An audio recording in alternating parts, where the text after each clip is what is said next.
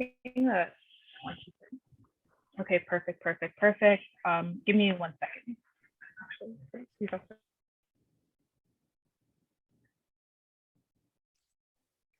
If Pablo was here, he would be playing. He could play the flute, but oh, I that's have no talent. musical talent, so I will not do that to any of you here. But Pablo is very talented.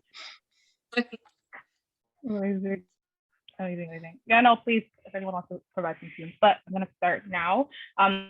So welcome to the third workshop, and unfortunately the last workshop. It's kind of bittersweet, but we're hoping for anyone who's been engaging with us so far, who's been joining the presentations, who's been like, again, commenting, starting these conversations and discussions. Like, we really appreciate it. And we hope that continues on for this session as well. So the session is the need for Black representation in different fields. Also taking from like what we can learn from social movements to create social change and awareness.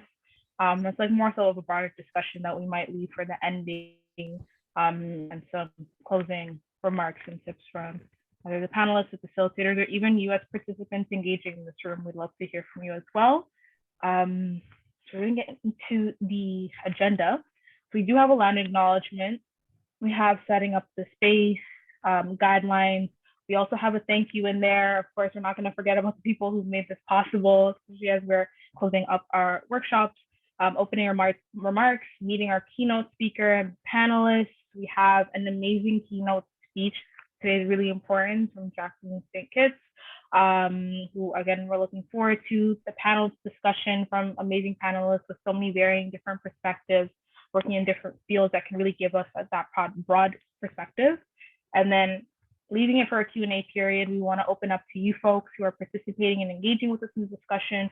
If you have any questions that you want answered, even comments and so forth, we welcome that. And then we'll be unfortunately closing the session, but hopefully there's more to come down the road as well.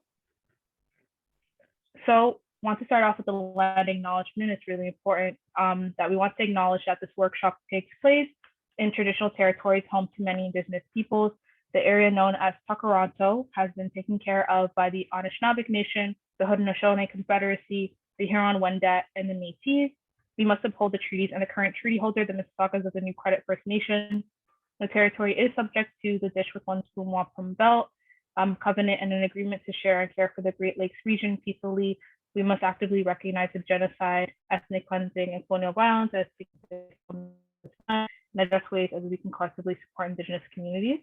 I'm actually supposed to give it to you, Aniska, so very much apologies on that remark.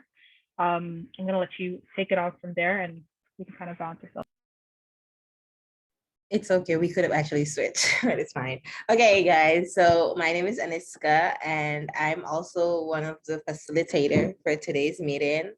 I am a York alumni. So yeah, setting the space. So this workshop hopes to address the impact of anti-Black racism in spaces beyond academia, such as employment, government, institution, healthcare sectors, etc. We hope that the conversations and discussions shared in this workshop and unlike previous sessions, push you all to work against the status quo and make a transformative change. We are all here to learn and unlearn practices that have become the norm and examine ways to challenge how we engage with the systems that have historically and presently impacted our overall well-being. So now on to the guidelines. Okay, so for this workshop, we will ask everyone to be respectful of each other, the panelists, the keynote speakers, volunteer and facilitators. Feel free to contribute to the conversation and ask questions during the workshop. We want you guys to actively listen, not solely listening with the intent of responding, but with the intent of understanding what's being said. Feel free to step out and take a break during the session if needed, because, you know, it's like, I guess for us Black people, anti-Black racism is like it's a hard topic. And yeah, if you have any questions, just put your hands up and we'll give you the chance to ask your questions. Next. So I think right now we're going to bring it over to Decca to thank the organization, the organizers. Thank you so much. Thank you, Aniska. Thank you so much. Thank you, Anna, for facilitating today. Okay, so I got that message. Thank you, Marco. I just quickly wanted to thank, these have been an amazing 3 workshops, 3 series. This would not have been possible if it wasn't the organizers and the facilitators. Now we have 2, each workshop we had facilitators, volunteers, partners, and our funders. Also, I just want to say thank you to, I know Samira and Noel are also on the chat room, and also York University's the Faculty of Liberal Arts Global and Community Engagement, who supported this initiatives for students, community, and alumni. Also, thanks to Founders College. Without their guidance, this would not have been possible. Our amazing facilitators, Asha Dahir, who did the first facilitator workshop, Aniska, Anna, who's here with us today, and me, who I did the second one, but still, and without our volunteers, this would not have been possible. Samira and Noel, who continue engaging in the chat room, and days and days of really putting this together, because to really have a very engaging and very awareness of the anti-Black racism, it would not be possible to really reaching out the amazing facilitators that we had and the panels to really share and to have a dialogue and exchange, not just their work, but lived experience as well. Before, I know we don't have Professor Pablo with us, but we have, thanks to Ivy and from Founders College, and we also have Marco, who has been fantastic. So on behalf of Founders, I'm gonna give it to Marco to really speak on their partnership. Hi, Marco, welcome. Oh, thank you, Decca. I'm sorry, Pablo wanted just to send me his regrets. He has a family commitment, and so couldn't make it.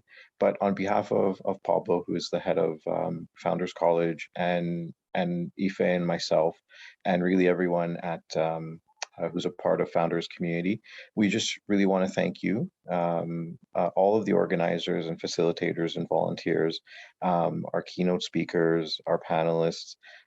Really, 99% of the credit goes to you.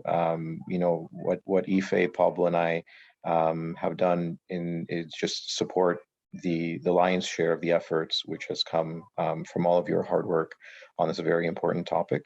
So we just wanted to commend you for this series, for all 3 workshops, for bringing these issues, to the forefront, to the community, and to anyone who's been able to participate. So really just to say thank you to all of you for your hard work and dedication on this topic. And hopefully this is just the starting point of an ongoing conversation at York and in the community as well. Thank you, Marco. Thank you so much. And like you said, these discussions would not be just one time, but we need to continue addressing them, because they are very, very crucial and very important matter. I'm going to give it back to our facilitator, Aniska. Thank you so much, and enjoy, everyone. And thank you for coming once again. Awesome. Thank you, Decca, for that. I think it's important to recognize the people who have helped us get here and acknowledge their efforts. So meet our keynote speakers and our panelists. We have the amazing Jacqueline St. who is our keynote speaker for today. We have Precious, who is a panelist. She's also a candidate for development studies and master's at York University. And Jacqueline is the senior director of community programs at LAM CHC. And then welcoming our additional 2 panelists, so 3 panelists in total. We have Maymoon, who is a recent MES planning graduate from York University. She's an urban planner and Toronto-based researcher. And then lastly, but definitely not least, Jason, who completed BA's specialized honors in political sciences and currently serves as the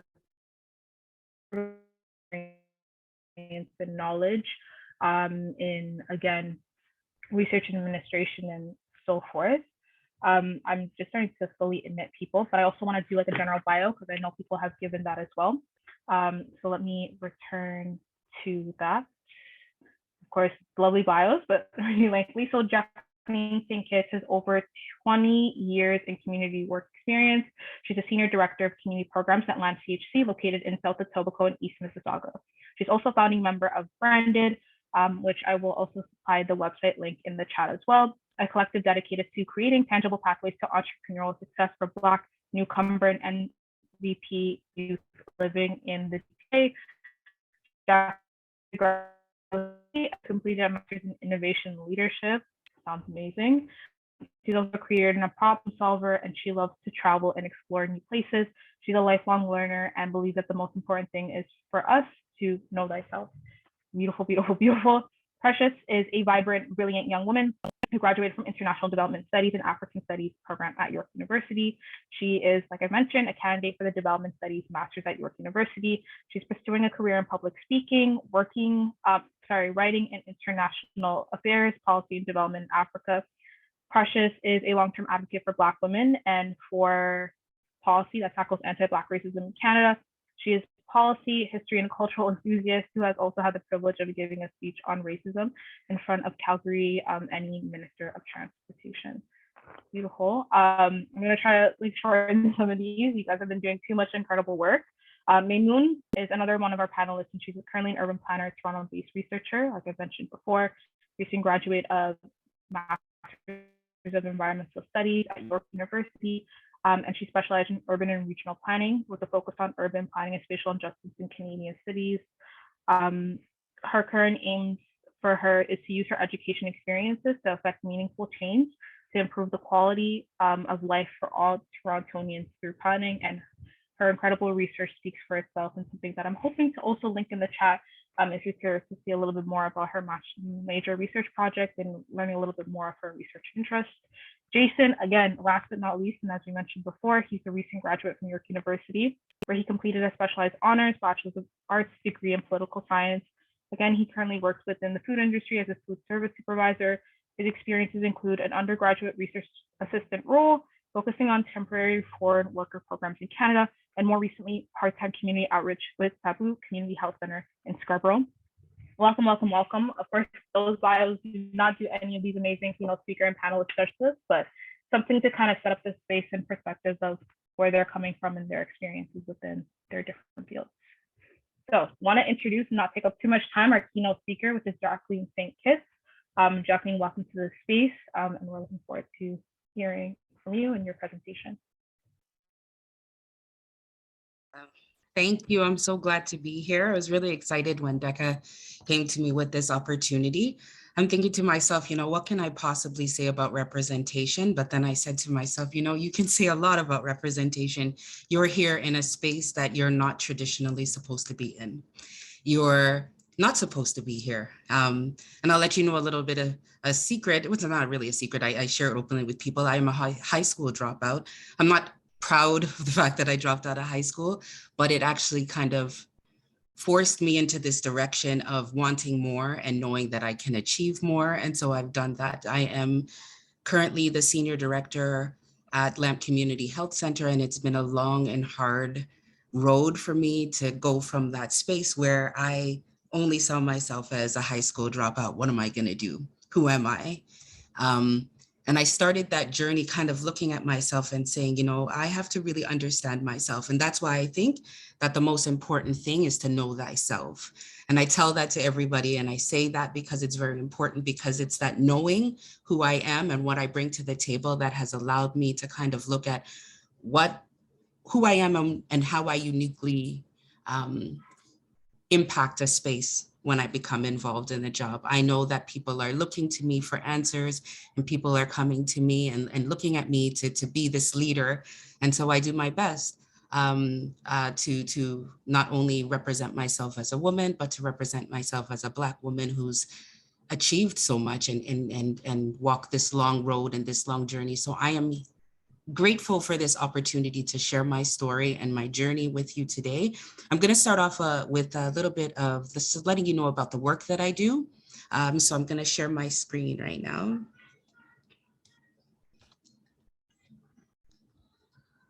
Sorry if you can hear my son in the background. He's playing a video game and he's being quite loud.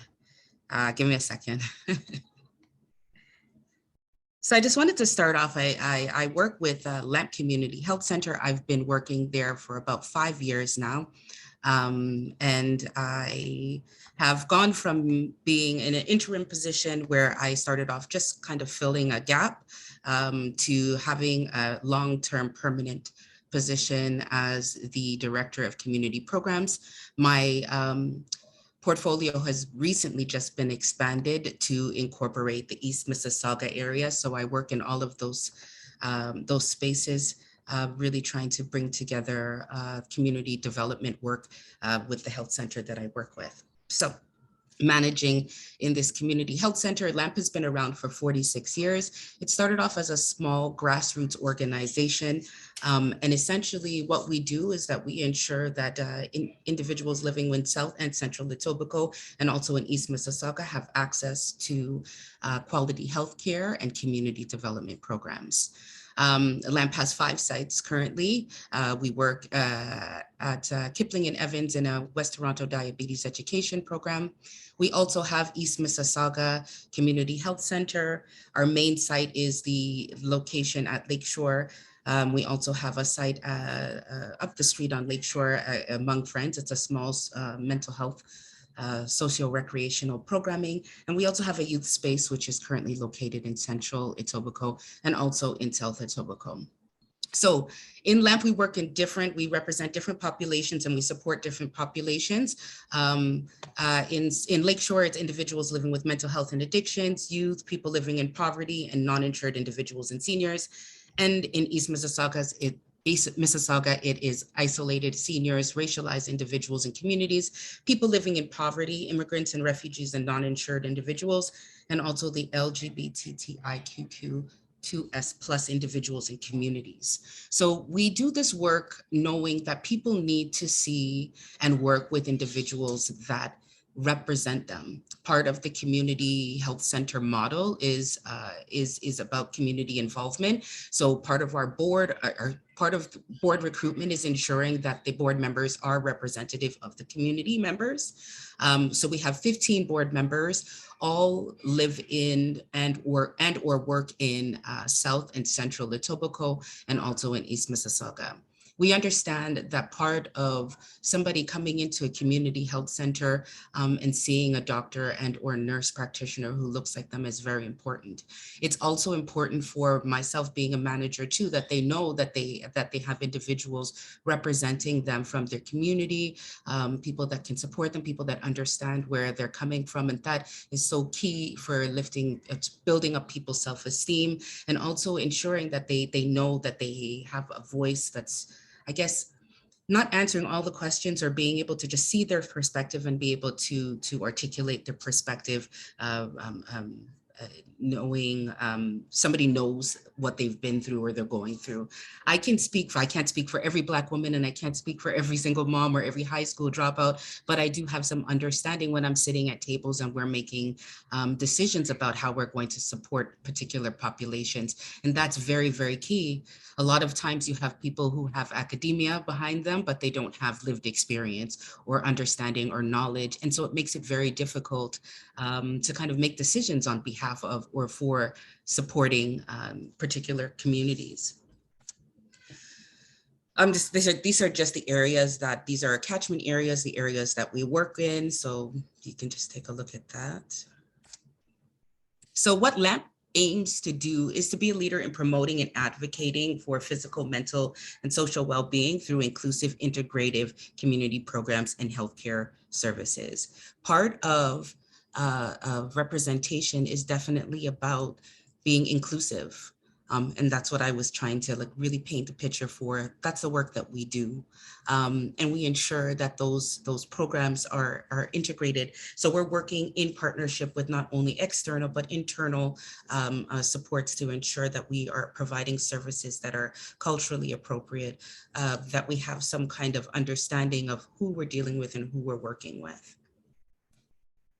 Our vision is achieving community health and well-being together. So that's when we're speaking to that collaboration. So it's not only just making decisions for people or about people, it's working with the community and community members. So I don't know if you've heard of this quote about nothing for us without us.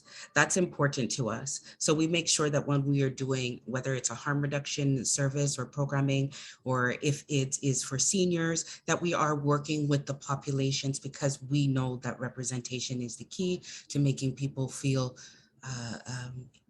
recognized and being able to feel supported wholly as themselves when they come into our services. So as you can see, we talk, our values are definitely about respecting individuals, meeting people where they are, where they're at. We're definitely about equity and equality, but equity for us is really making sure that people are getting exactly what they need. We're responsive to community needs, making sure that we are addressing the needs as they arise, working with the community members. So we'll reach out, we'll do focus groups, we'll bring peers in to support programs that will, allow people to see people from their community, people that look like them, people that speak like them, people that understand that.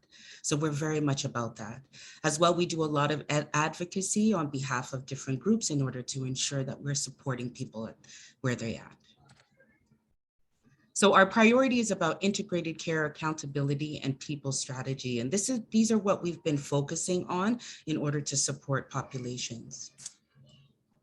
So the vision is, of course, the best possible health and well-being for everyone living in Ontario. So I just wanted to kind of just round up. That's pretty much it, what I wanted to share about the organization and the work that I do. But I wanted to really just kind of bring home the fact that for me, representation is important.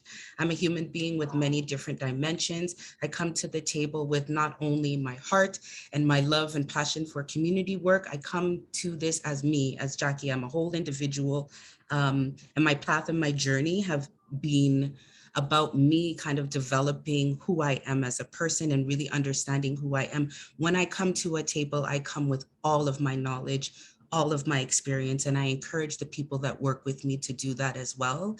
I encourage people to take up space. I've had this conversation with, I've had this conversation with many people around me, but I want my staff to kind of recognize who they are and understand that they are the expert, that people, when they're looking for information about how do we do this program, how do we make this happen, they're looking for you who has lived experience to speak to them and tell them, this is how we can do this. This is why we have to do this in this particular way. And I think that people forget that their voice and their experience, it needs to be heard, because we need to consider ourselves as experts with our lived experience. I encourage people when I do work with different groups. I've worked with a group recently around employment and really kind of looking at themselves as like they were newcomers to this country and really looking at what they've done and what they bring to the table. And I was like, when you go into an interview, there's no reason to be, I know people, it's a weird thing to say, like, don't be nervous in an interview. And I'm like, I'll explain it. The reason you shouldn't be nervous in an interview is because you are an expert on yourself. Nobody can tell you you're wrong. Nobody can tell you that you don't know everything that you're bringing to the table. So really reflect on that before going into a job interview. Reflect on who you are. And that's why I really want to drill home the fact to know thyself. Take time to understand yourselves. Take time to know who you are and what you're bringing to the table, because you'll recognize then there's no need to compete with others, because you're bringing something unique and special that you've been given. Your gifts are your gifts, your talents and your skills, and your power is what you've been given and what you're supposed to share. So that to me is really, really important, and about representation, and really understanding those things that uniquely make you you. I bring that to the table every time. So when I go and I have those occasional moments of imposter syndrome, and I know a lot of us know about that, and I'm bringing that to the surface because that's real. It's real, you know. I'm wondering, can they see the high school dropout? Can they hear the high school dropout? You know what I mean? Like, can they hear that? And then I remind myself, no, because you're awesome. And you bring your magic when you come to a table, when you go into a room, you're bringing your problem solving, your creativity, your color, your imagination. And so I always bring that. So all of those other things that, you know, make you kind of doubt yourself or doubt who you are, I think we really need to reflect on, there's also something magical that we've been given that we need to share. And I guess that's what I think representation should be about. Represent yourself wholly. I encourage my staff and anybody who's working with me to bring their whole self to a meeting, speak how you speak, live how you live.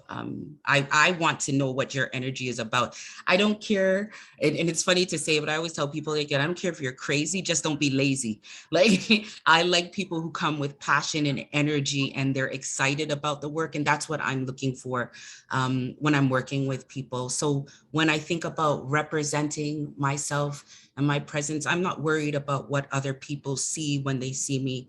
I'm concerned about how I feel and the energy that I bring, and what I'm leaving, what impact am I leaving when I leave a space. So I am encouraging all of you to first, know yourself and accept it and love yourself and be the expert on you and share that, because that is your mission here, to share your gifts, share your skills, share your knowledge. You are the expert on you. You are the expert on your experience, and somebody needs to hear it. Whether you think so or not, somebody needs to hear you. Somebody needs to meet you. And whoever they are, you might not have met them yet, but yes, once again, you do have magic to share. Share your magic. Another thing I'm going to say to you is that I want you to kind of really reflect on, when you're in a room, if somebody is intimidated by you, ask yourself why. Why is it that they're intimidated by you? And take that as a compliment, and take up space. So that's all I have for you today. I hope this was good, interesting, at least. I appreciate the opportunity to share this with people. I appreciate the opportunity to be sharing with people the importance of representing yourself and being wholly and solely proud of yourself and what you bring to a space. You are an expert. Don't let anybody tell you that you are not. And that's it. Wow. Okay, it's gonna be difficult to top. I think like it's no what you just brought. I feel like it's giving us back in terms of like knowing yourself, but also knowing that you can come into these positions whole, and you knowing that you're an expert on your own lived experiences. Because usually like it's meant in a way to intimidate us, like being in these rooms, being in these spaces, being in the interview process in and of itself. It's almost like you're being interviewed, but you got to realize you're also interviewing them. Like, how is the space going to serve your purpose, and are you going to be comfortable in this space wholeheartedly? Interview them too. You're so right. You're so Yeah. right. And I think that's what people forget. It's like you go in intimidated by what people, you know, what they may think, or, you know, did I speak properly enough? Did I act like, you know, in a certain way? I come loud and with my color. I come with my energy, you know, like, are we ready to work? You know, like, we're the worker, I'm looking for the passionate people. I need them to identify me so that we can work together, right? So I'm not really interested or intimidated by what other people are thinking about, you know, she's a little crass. No, I get the job done. I get the job done. I like to have fun. I like to work with people who are passionate about it. So I bring that energy. So I don't hide it, because I give other people permission to be wholly and solely themselves, because that's when you get the best ideas. That's when you get the greatest impact, because then it's people who are ready to do the work. So yeah, bring that energy. That people need to feel it and be reminded, you know? So. No, I love it. I'm already getting energized myself. I can't even, I hope the rest of you are also feeling empowered and emboldened to bring your whole self. And it's true, that's what ignites us. A lot of stuff that we're passionate about, of course, we're going to show up. And of course, in the eyes of some people, it's going to look crazy. It's going to look like, how can a person like their job? How can a person be passionate about so many things? It's like that energy connects people. You'll notice like you'll bring people in once everyone starts identifying themselves a little bit more and say, hey, no, I'm really passionate about that as well. So your energy really Bring connects with all your people. color, all your Yes, energy into every space that you go in, 100%. regardless.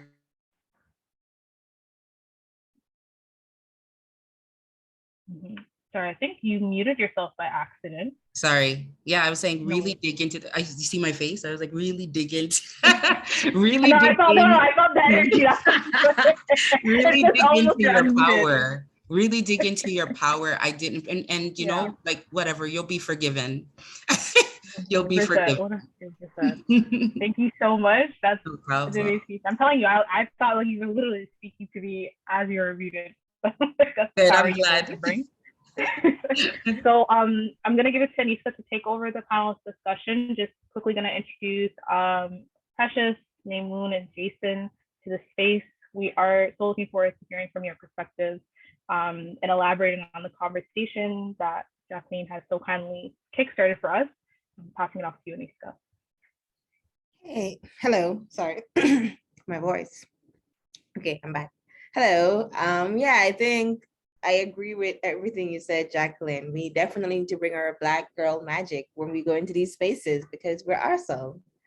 Okay, so I think that we're all here like from different like diverse background, educational background, and we all like we are inspired. We have different things that inspire us why we work in like the field that we work or study like certain like why we have that degree, like why we choose that major. There's a reason why, and it's in most cases I think it has a lot to do with like our lived experience. So we all like bring like our personal stories to our work. So my first question for Mainam is what inspired you to study and or work in the field that you're currently in? Like what was your inspiration for that? Thank you so much, Aniska. Maybe I'll just like give a little background before I get into that. But yeah, so thank you for everybody.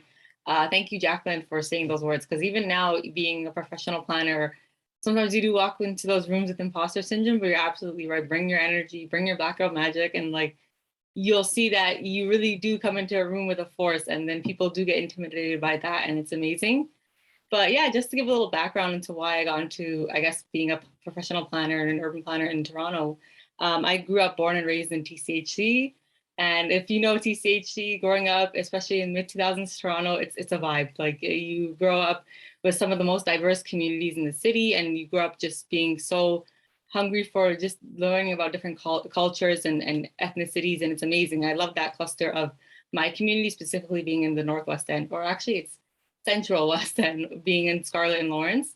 So yeah, knowing TCHC, anyone who knows Toronto Community Housing, they have something annually called the participatory budget.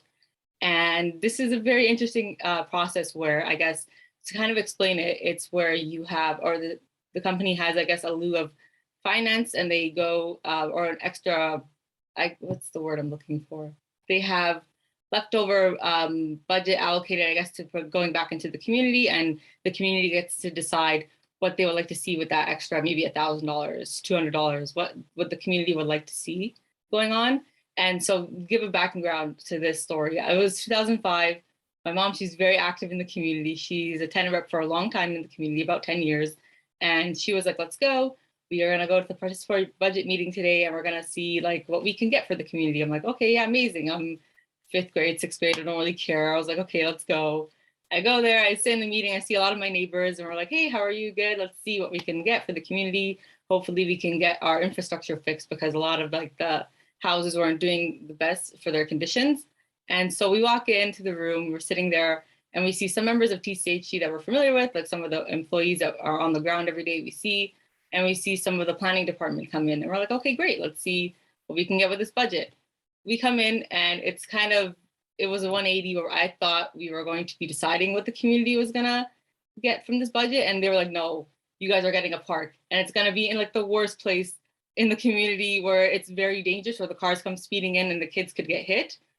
Me and my 5th grade brain was like, okay, even I know like this is like a horrible plan and this is not gonna work. And I'm like, I thought we were going to be deciding as a community what we'd like to see with this budget. And it kind of went up in arms and it was a big explosion in the room where half of the residents were like, listen, first of all, we thought we were going to plan with this. And as a community, we collectively agreed that we would like to see this going to the infrastructure in the houses. Some of the houses are degraded and they need work to be done. And it's a simple thing that wouldn't even cost much, like maybe fixing some cabinets, getting some flooring in, the roofs are a mess. Getting these things done are essential.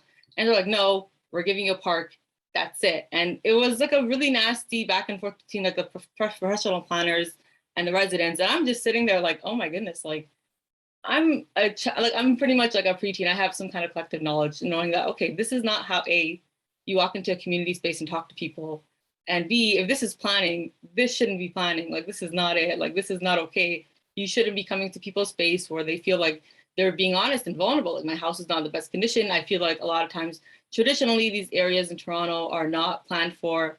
They're planned to, and half the time they're planned against. So they're kind of pushed to the margins, isolated kind of thing. And I was like, this isn't okay. And we left. And now if you actually walk into my community, you'll see that it wasn't a winning fight, because now we have that crummy park at like right as you're driving down.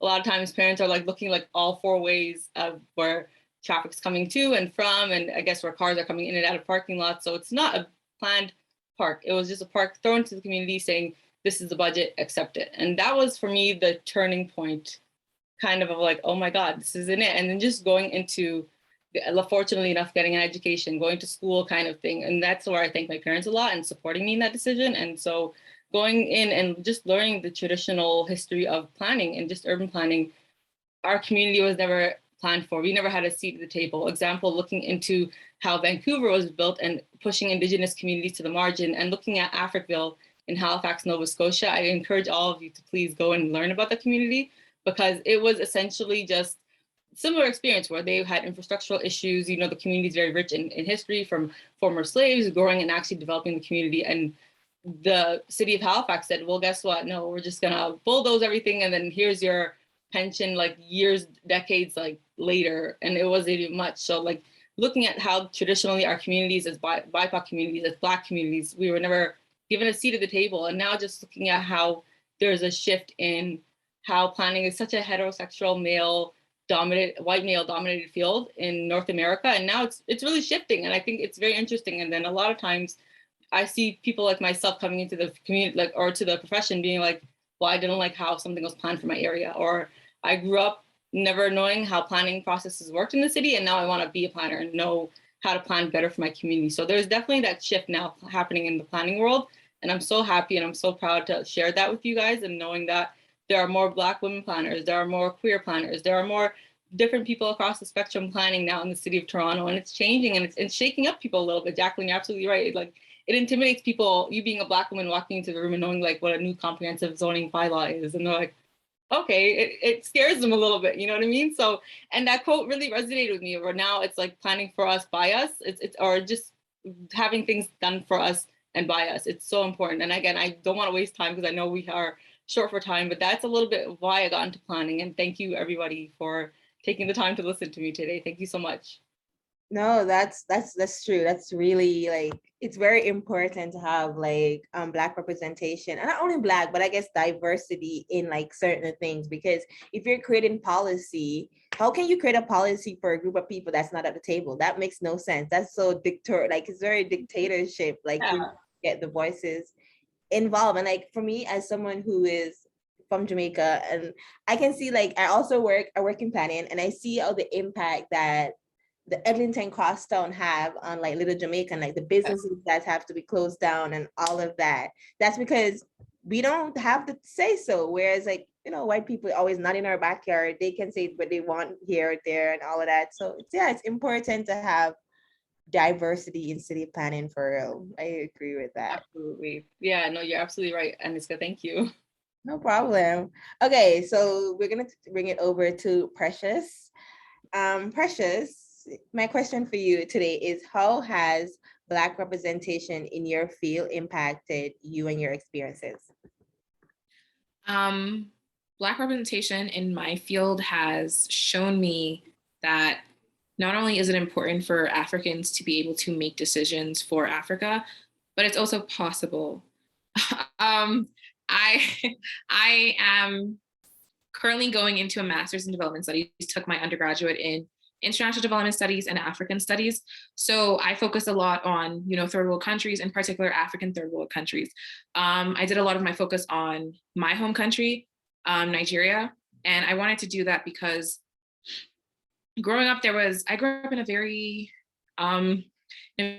like white city, where I didn't grow up with like a lot of other Black people. So whenever there would be discussions on Africa, it would always be white people essentially telling me where I came from is, how when I was in Africa, I lived in a hut, even though I did not live in a hut in Africa, but I didn't get to tell that story because I guess my voice just wasn't as relevant. So when I grew up, I wanted to be able to not only tell the story of Africa and how it is to live as an African, both here and back home, but I also wanted to be able to make African countries, in particular my country, somewhere that I can go to other countries and be like, hey, I'm from this country, and be like super proud to say that. And people be like, oh my God, that's amazing that you're from that country. And I knew that the only way to do this was through like policy change, which is why I went into development studies. So to answer the question, Black representation in that field gave me a deeper connection to Africa, and it gave me a better understanding about the very unfair history of industrialism in African countries, and politics in African countries, and politics in international affairs in general. It gave me a much more Black perspective on those topics too. So yeah, that's how Black representation is important in my field. Thank you. No, I agree with that. I also have like similar background as you. I'm development studies and African studies, and being someone like the part of the reason that motivated me to do in African studies is because I feel like being someone who grew up in the Caribbean, I suffer from the danger of the single story. I did, and that's just like, it's sad because you would think that like in the Caribbean, but again, it's colonialism because of the policy and all of that. So Yeah. You would think that we also know like how Africa really is. We really don't. And it's the same in Canada and like the North America, the US especially. They don't understand like that Africa is very rich, like rich. Okay, and that's good. Okay, Jason, my question for you today is, why does Black representation matters to you? Actually, Jason, are you here? I know, one moment. I don't know if he's here. Is he here? We can come back. Let's come back. Maybe go back to another question with somebody else. Okay, I think that was the last question. I think he's, one moment, guys. If somebody has a question, or the audience, while we wait for Jason. Yes, I apologize. I am here now. Oh, Jason Okay, here. Thank I you. apologize about that. Okay, I'll repeat the question, Jason. All right, It's fine. I'm listening. So, can you hear me? Yeah, I'm hearing you clearly. Okay, why does Black representation matters to you? Like, what's the driving force for you? All right. So I apologize first, before I even start, I apologize for like how I'm starting this entire panelist presentation. But let's begin. So in order for me to understand why Black representation matters to me as a young Black man, I'll share a small part of my journey at York. At York University, I majored in political science, focusing primarily on theoretical approach to understanding policies. Within my program, I could say for my first and second year, at least for my first and second year courses, I regularly saw students that looked like me. So I didn't feel too much like an exception or that standout person, especially coming from a Caribbean background as an international student. However, by my third and fourth year, that's when the disparity became obvious. I was often one of two or one of four students in a seminar of about 20 students. Now, this became pivotal to me because it prompted me to ponder on a deeper issue, that being the number of Black professors I encountered in my program. I encountered even on a deeper perspective, I encountered at York University in general. Truth is, I never thought of the idea of a Black professor before in depth. So like, it wasn't something that comprehensively crossed my mind before, if you get what I'm saying. During my search, I only found one Black professor within the political science department at York University. And then in total, I found during my entire duration at York University, I encountered four Black professors, and two of them I took courses with them. It was when I decided to go outside of my major and take a course in African popular culture. It was then I began to see that there was actually a Black professor. Like, I was like, whoa, this kind of hit me hard. Like, I never, and then the great thing about that was that it prompted a pivotal turn in my entire academic journey. And more so, the course was interactive and the professor was relatable. He looked like me. And in all honesty, I began to dream of a future where I could be like him, if that makes any sense. For the first time in my academic journey, I even considered the thought of becoming a professor. So that's from my encounter of like crossing paths with a Black professor for the first time. I say all this to say that the Black boy and the Black girl, this is my primary point, if I may say so. I say all this to say that the Black boy and the Black girl primarily see successful actors, actresses, entertainers, and sportsmen in general as potential role models. That seems quote unquote cool to them. But where we are lacking are in the forms of intellectual role models.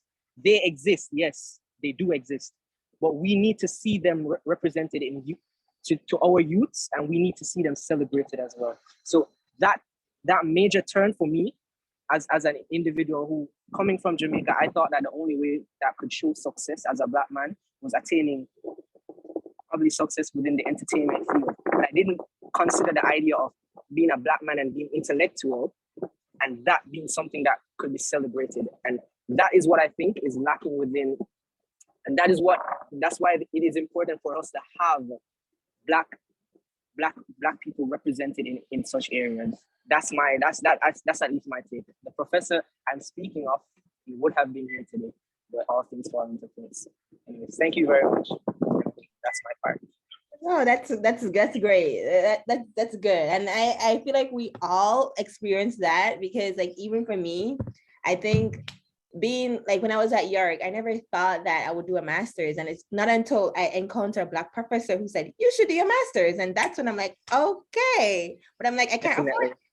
And then, like, then they tell you about like different resources, you can get scholarship and all of that. You're like, okay, great. It's the mere fact that we're there and we're within that circle, but we haven't even considered that those resources can also be available to us. It's not that they tell us that it's there. We have to put out ourselves and go after it, if you get what I'm saying. Yeah, because there's a lot of Black students who don't know that there's a lot of fully funded, that there are resources out there for us. Yeah, definitely. Yeah, I agree. Thank you so much for your contribution. Do you guys have any questions that they would like to ask the panelists, or like even contribute to the discussion?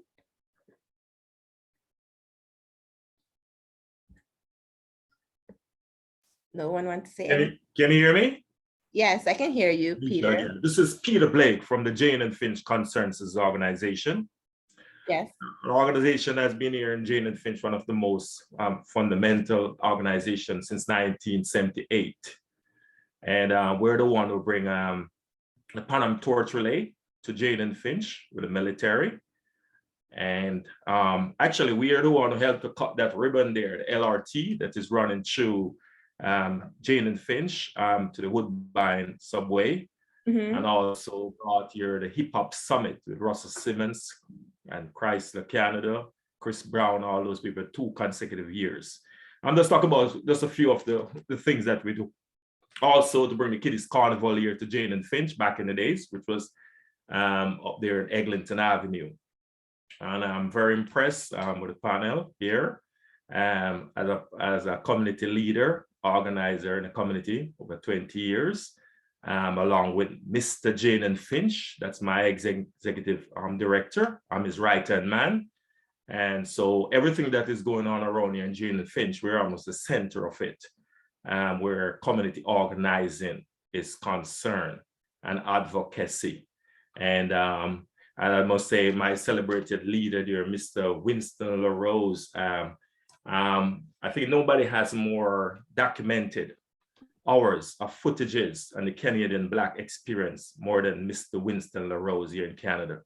And so we collaborate with the university. York University, a university that we actually collaborate with before, with the TD Engagement Center there at Yorkgate Mall. We actually gave our space for that center for community engagement. And so we gave up our office with the past dean there of York, Mr. Gervin Ferran, who is president, I think, George Brown right now. So we have worked with York University and other capacity there, Harriet Tubman Center and all those places. And so that said, I'm very impressed with the information today. I'm very, very impressed with Miss Sem Kitts, Jacqueline, that down home, she just pour her soul there out, and our presentation as our humble leader should be, to lead from the front. So I'm just here enjoying the presentation, and I will actually jump in again a few more times before it's all over. But as I said, I'm very impressed with the information that is shared, and I must say congratulations, and all of you guys in ensuring the education at York University in our backyard right here in Jaden Finch, and more power. So it's all about community people. Oh, actually, this is talk about representation. A quote, I heard this quote and I repeat it, and I don't know who said it originally, but I must give props to, I heard it from the States. I don't know if it was originated down there. If you're not at the table, you're going to be at the menu. So a representation does matter. Thank you. Thank you. I like that one. If you're not at the table, you're on the menu. That is like, really think about that. That's real.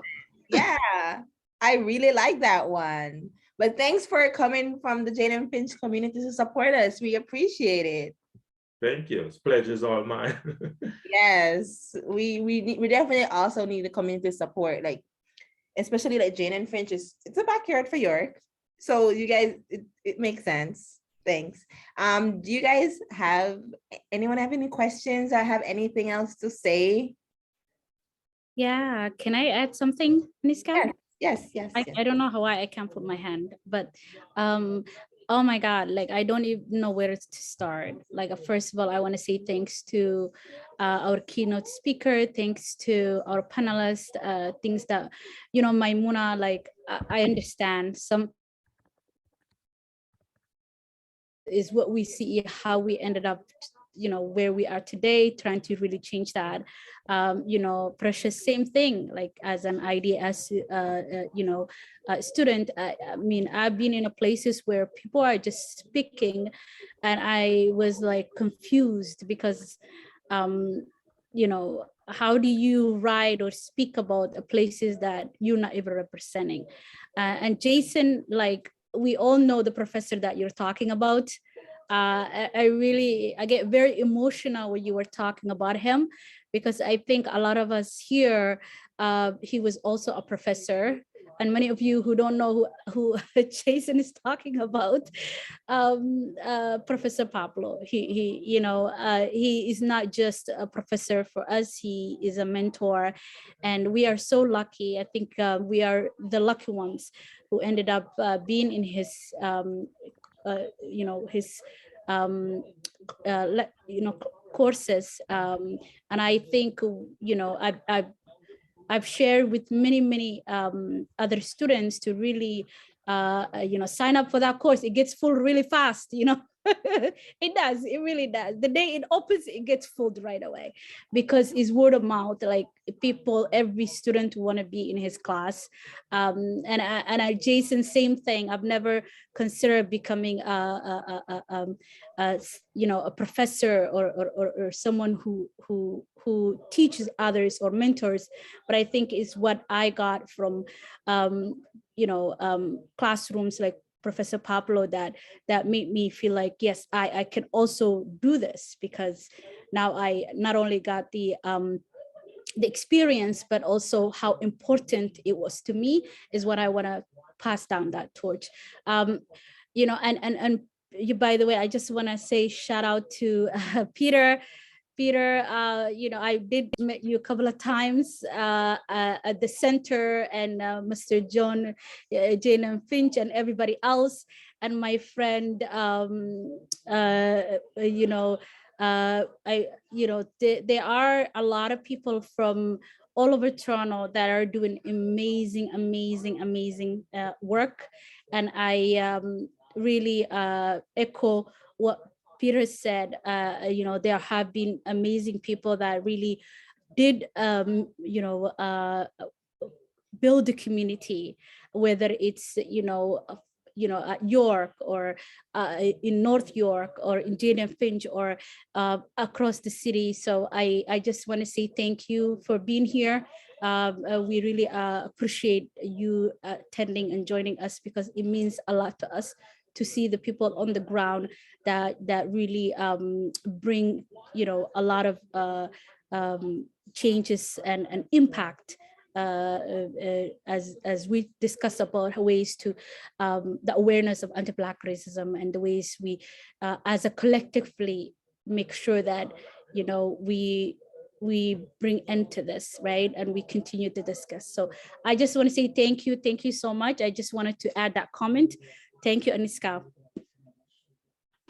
Oh, thank you, Deca. And yes, Professor Pablo is amazing. He's one of the reasons why I have a master's degree. He helped me so much.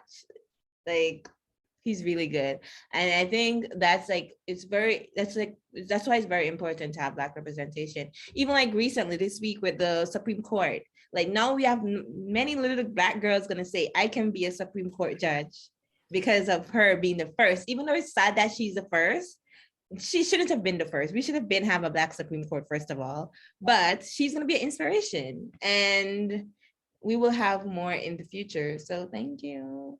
Anyone else have any feedback, any questions or feedback? I just wanted to actually just add on to what you just said, but one of the things that I think that we saw watching her go through all of that rigor to become the Supreme Court judge is exactly what we have to recognize, is that every time we step into a place, we have to work 10 times harder to be recognized for something that we do.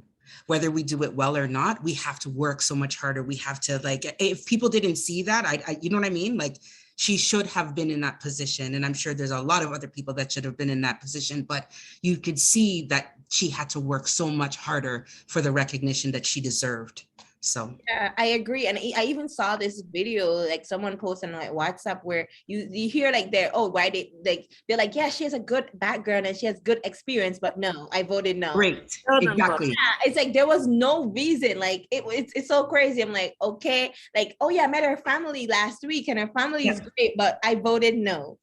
Yeah, but they voted no because subconsciously they don't think that she deserves it. And that's the thing. That's the thing. That's how insidious anti-Black racism is, and people don't recognize is that it's like, so when we're saying screaming from the rooftop, it's like, I have to work so much harder to be accepted than other people, you know what I mean? But that was a perfect example of what it looks like, because they can't even explain it really why she doesn't deserve it, other than the fact that she doesn't fit the look. You know, so yes, if she was white, she would have got it. I also think they said no because they understand that she is the catalyst to change. Exactly.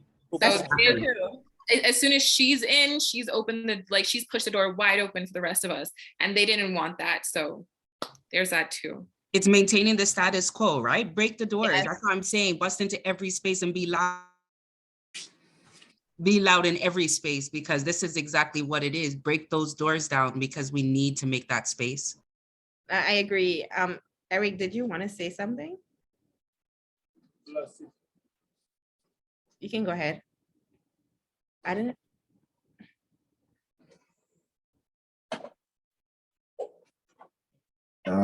Yeah, hello, Aniska, and everyone. Hi, everyone. Thanks for inviting me again, Aniska. I only arrived back in Canada last night. I just wanted to contribute to what Jason said, because I very much can relate to his story, being a former classmate of his. We being in the politics department at York University, and how much representation meant to us. For some of you, Deca and others in the international development program, maybe it wasn't as hard, because there were a lot of colored people and also a few colored professors in your department. But for us in the politics department at York University, it was really hard. I mean, whenever I went to every class, like the first thing I looked at was, like, as Jason said, was to look for people that looked like me. It was so easy for me to relate to them. And I even did that when I met you guys in the development program. And so it was very, very hard. I don't know the Black professor that Jason was trying to talk about that he encountered in the politics program, but I never encountered any Black professor until I completed York University. I encountered a Black TA who later became a professor, but not a tenured professor, but I never went to her class. And so it was very, very important. And the thing is, and also to relate to, I think the first speaker, is it Jacqueline, who was talking about imposter syndrome and all that. Sometimes I think it's related, it can be related to, representation, because me personally, whenever I went to a class and, and Jason will attest to this, that the politics department is made up of, 98, 99% white professors. Not that they're bad people, but, there are certain, sometimes you need to, or you want to be able to relate to certain things and also to certain personalities, especially the prof, but then it's not possible. But with imposter syndrome, like sometimes you want to say something and the conversation is so, I don't know if I should use the word skewed, but sometimes the conversation goes a certain way that you feel that there needs to be a lot of nuances, to it. And sometimes you feel a little bit intimidated. You feel like, going to say this, the majority of the class are going to think, oh, who is this? What is this? What are you talking about? Meanwhile, you know, and you understand that indeed, it is very important that you bring that into the conversation, that angle or that perspective. And so representation really, really matters. For you, Aniska, as a graduate of Bosley School, you can tell that sometimes when you encounter, professors that kind of bring in those sort of, diverse interactions and all that, it's kind of gives you some sort of comfort, and I'll share this personal story. Aniska, this. So because we started the anti oppression and equity kind of group at Bosley School. They started with us the year after yours. And I was fortunate to be part of the student representatives. And some of the first discussions that we had with the faculty members was quite intense. It was quite intense, as in you could tell that most of the professors sometimes, even though they are willing to learn, are not ready to sort of venture into, those kind of territories where they are not really comfortable with. There was one particular professor, I've forgotten the name, but she is a brown colored professor, and she is so vocal when it comes to issues of diversity, representation, and all that. In fact, from the conversations we had, it looks as if she has started, that sort of movement, but she wasn't being heard. And you could tell, the sort of excitement and enthusiasm that she spoke with during, our first major conversations.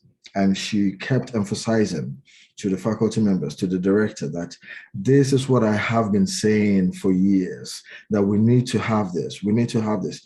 Aniska, you know that Bosley School does not have enough, professors from the Global South and all that.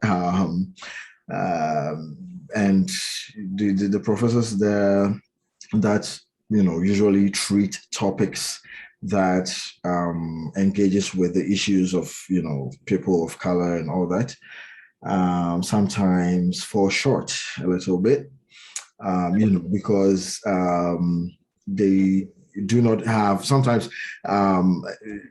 Most of the time they do not have even some lived experiences and all that, even though sometimes they try to bring in their academic works. Sometimes they the PhD field works they do overseas in the Global South and all that, but you could tell that sometimes they fall short. But to be honest, imposter syndrome really matters, because it really, really helps when you go to a class and then see some mates who look like you and speak like you, and and most of all, sometimes think like you, not as if you think the same way. I mean, there is always the differences, but the fact that they kind of understand where you're coming from and the point you're trying to bring across, it's very, very important. And so I thank Jason for that. And Aniska, that was a very good question, because as Jason started speaking, I was like, oh, I can relate to this, every word, and so it can be quite hard, and it's very important that we have these sort of conversations. Thanks, Deka, and all the people that have put this together. I didn't think that I would be able to make this, but thanks again for Aniska reminding me. Thank you very much. Yeah. No, thank you. I feel like I've experienced at that school racism from like the professors and students, and I feel like because I had no Black professors at that school, and I feel like because there was none, they couldn't relate. It was like one of the most whitewashed situations I've ever been in. It was so whitewashed, I was uncomfortable. And yeah, it was weird. But thank you. So I think Precious and then Julie, we have you go next, okay? So Precious first. You can go first, Precious. I would actually go after Julie. I'm okay with going after Julie. Oh, okay, Julie, you can go then. Thank you. I would like to congratulate all of you for presenting that such of important subject for our community, because you are talking about representation. Myself, I decided to go forward for the political job. I've been working as a community leader for many years. I put my name through in Etobicoke North.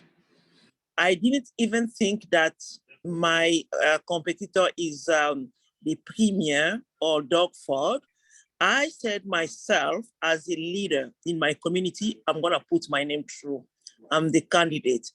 I'm sharing that with you because we are talking about representation. It's very important that we have to be in the position of power as well.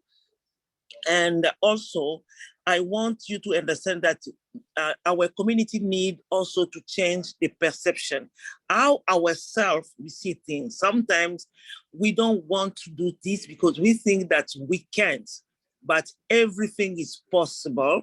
We know that all the races are the same. And by having that in our minds, we have to change our perception. And for me, I did it. So if I have to say, the premium has a lot of money, everybody knows him, I will not put my name through.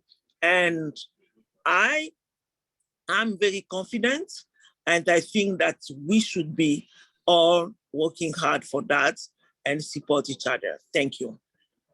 Thank you. You can't be intimidated at all because you also have something to contribute to that community. So I'm glad that you put yourself out there. Thank you so much for that.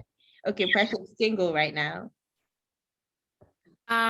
Just to add to the conversation, I was just going to say that one of the other bonuses of having Black representation in terms of professors is the varying knowledge that comes with the different perspective that they have. Like, for instance, being in international development studies / African studies, I was able to stop seeing Africa as the bad guy and start seeing her as more of, victim of circumstance and, things in that area.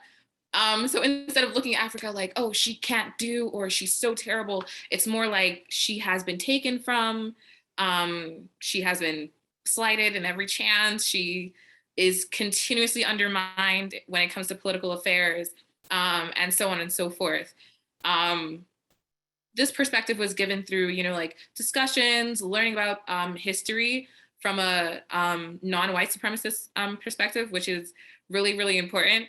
I think that going forward, I can take that perspective and really not only help Africa in the future, but also help Africans over here, because it's no longer that we are the bad guy and we come from bad places, but more like we are victims of a very terrible situation and we are trying to make it in a world that continuously works against us. So yeah, shout out to Black professors. I agree. Thank you so much.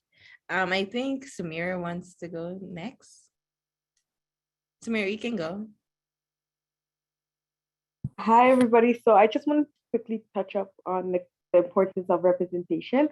Currently, I work for an organization that is a new initiative creating housing affordability, and they're dedicated to investing in development of entry-level ownership housing. However, I do feel because I'm the only Black Muslim female person that is currently working there amongst all white people, I'm not gonna lie to you, sometimes I'll be like, am I here because are they trying to use me as a tokenism and all of those stuff? Sometimes I feel uncomfortable. Sometimes I don't know, it gets me questioned, am I here? Is it because they're genuine? Is it because of this? But I do know at the end of the day, when it comes to those kind of stuff, it's to make sure as what Jacqueline says, to be loud and to make sure if I'm in that area to represent who I am and for my community as well. So when it comes to I prepare board meetings, all of those stuff, organizing for the meetings that happen. I noticed they're all older white gentlemen. There's not one even female woman that was there. So my manager, he was saying, oh, I think we need some diversity. So I asked him, what does diversity look to you? Because he mentioned, oh, we need someone who is a woman. And I feel sometimes the way people perceive diversity is very limited. I feel it's just oh, if there's a woman, an older white woman there, okay, that's enough. But I sometimes having those conversations is uncomfortable for me. But genuinely, I feel at the end of the day, since I'm in that space, I have to make sure I do my part and to say, hey, maybe you should look into what diversity really means and etc. Even though I'm not gonna lie to you, sometimes awkward, uncomfortable, but at the end of the day, I feel it has to be done. So if it's me that's like trying to like, educate those people, then I feel like then it is what it is. No, I agree. I think you're doing a good job too, though. At least you're telling him to look into it. I feel like even I work in the government space and it's like that. It's in the government, it's like that too. Because you would have like the 1 and 2, I guess, the diverse figure, I guess, but like, is it really diverse? No. Exactly. And I feel like it's just for like even jobs and like everyone to understand what does diversity really mean. Diversity is not just like a elderly white woman. It has to be like there's so much form. Like it could just be like so many things that goes into it. So I feel like it's important that we understand what diversity really means, and then once we understand that, I feel like then we could finally implement, and then maybe we could really see change. That's what No, I agree. Thank you so much. I think Zamandi would like to go, and then Jason, you go after her. Greetings, everyone. I'm not on camera today because I'm actually taking a camera break, but I definitely wanted to come and lend my voice because there's some powerful people on here and I just had to come and support. So Deka, Maymoon, my peoples, oh my goodness, like this is good. And this conversation is so rich. The one thing I think I'd like to offer in addition to all that we were talking about, especially when we're talking about anti-Black racism, and we are already, Black people, racialized people and so on, is the need to ensure you are taking care of yourself. Because when you are in spaces where you are sometimes the only one, and then you're the only one, and then you're the only one with the way that thinks the way you do, that operates the way you do, that brings ideas to the forefront, the way you do, it really becomes kind of challenging to continuously be that person standing outside, saying what you want to say and being that advocate. So I guess I want to ensure that, while we are having the conversations about anti-Black racism, trying to navigate spaces where, it functions in full force to really break you down, and to stop you from offering your genius to the rest of the world, then it is really imperative that your self-care is just as, or the plan for your self-care is just as robust. Because what we do have, and we have already seen by the people who have come before us, is that it costs us a lot. And so when it costs us a lot in terms of finances, there are some people who should be running some big tech firms, environmental space, what have you, but they're busy struggling because maybe they've gone through PhD program, but then they're also, while they're going through the PhD program, they're helping parents, they're helping siblings, they're helping children, and so on and so on. So it's very taxing at the same time. And that, I think, when I listen to and even participate in conversations about anti-Black racism and how it affects the individual, I think the one thing I really want to encourage us to make sure we balance is that you are taking care of yourself. And as you up your game to whatever level you're moving towards, you got to up the game level, the game plan for your wellness. So, that's actually, because I'm in the environmental space. I just like Maymoon, I'm not in planning, but I'm talking about, I'm going to communities talking about climate change, and just released my nonprofit and so on. So in doing so, what I find is that the places that I'm in, just like many of you, the stewardship of the information, even though Black people have been here long, white lens, and coming through a white lens. So when I go into those spaces, I actually told somebody the other day, I said, listen, it's participating in this conversation. And then when I did that, as I'm participating in the conversation, I basically told the folks, listen, if you're not going to be committed to the wellness of the community beyond the life of the project, don't come. Because what we have seen in the past is that you haven't worked out well for us. You understand? So the care of ourselves and well-being is really, really, really, really key. So I just want to offer that. And I just want to say kudos. This is an amazing presentation. And I'm very happy to have been here today. Thank you. Thank you so much. No, I think that's important to know. We need to definitely add in self-care. We always like sometimes I feel like we're also always forced to be the ones that like talking about black representation and anti-black racism. And it's always our job, but it's a burden to us, and it's a burnout, and it's tiring, and it's exhausting. And yeah, we definitely need to say sometimes, no, let someone else do that. Okay, Jason, you can go now.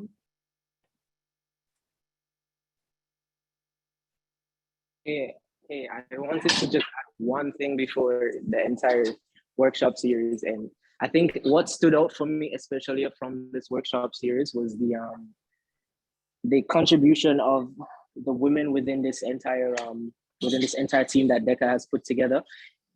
Especially the previous workshop, it added a perspective that I didn't even consider as a Black man. And I feel it's important that we acknowledge that, of like that the intersectionalities that exist within race relations. And I found that it was very informative for me. And even so, as I spoke within my presentation as a panelist, it made me even ponder even deeper. Like the 4 professors that I encountered that were Black at York, they were all male, but I didn't encounter a Black woman who was a professor at York. And that's something I've yet to see. So I hope you guys are seeing how I'm thinking and where, like, the importance of this and the importance of a representation as such. That's the last thing I wanted to add. No, I agree. Thank you. There is a Black professor. There's actually more than one Black professor, but there's a great one. Her name is Sylvia Bawa. She's amazing, guys. If you're still at York, she does Women in Development. I don't know if she still teaches that course, but she is the epitome of Black girl magic. Okay, so take her course. Oh, Deca, you can go. Sorry. Yeah, thank you so much, Aniska. Really, I know we're coming to the end of the workshop. I want to say hi to Samani, who just spoke. And Jason, thank you so much. And I don't know where Eric is. I lost 1 minute he's in Africa, 1 minute he's in Canada. Eric, I just want to say hello to you, my friend. I really missed you guys. You guys are like a family. And a lot of the people here and the ones that are not here with us, starting from, Professor Pablo, who is like the pillar of everybody, a lot of the students, especially Black students, because of him is why we continue creating and continue the momentum, because I feel like sometimes what we forget is that people who invest in us, there's a reason why they invested in us. And those who don't want to invest in us, there is a reason why they chose not to invest in us. So I think, as we talk about anti-Black racism, awareness and issues, is where, as a Black person, where do you want to stand on, right? Because I feel like those who gave us platforms and support and mentorship, there is a reason why they did that. And I think especially those who walked into academia spaces, like I personally, just like what Jackie said, me and Jackie, and I think many, especially Black women and Black men, and we are the ones who are not supposed to be in these spaces. I know Aniska, me and you spoke about it all the time, but I personally, it's like I was not supposed to be in academia. Like the way things were put in my life, I'm not supposed to be living out of that box. But you know how annoying I can get. I'm like, this box, I'm bigger than this box. It does, so I had to crawl out of the box. Just even crawling out of the box that I was put in, and circumstances and war and coming to a new country, and just, I'm speaking English now. Fast forward years ago, I couldn't even say hello and bye. It's not my mother tongue. I was born in Africa. I had to learn this language. It's not my language. When I speak, I feel like a computer is speaking. because it's something that I had to learn. You know, everything has to go through my mother language, process in my brain, and then this is what you're hearing. You're hearing script, like a computer script. Like for those of you who are in IT, you create things. This is something that my mind creates. It's not genuinely mine.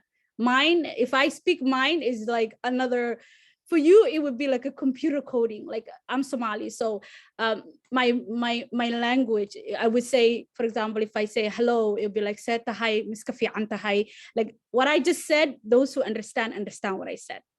So many of us, I think, especially African descent people, many, I would say about 90% of us,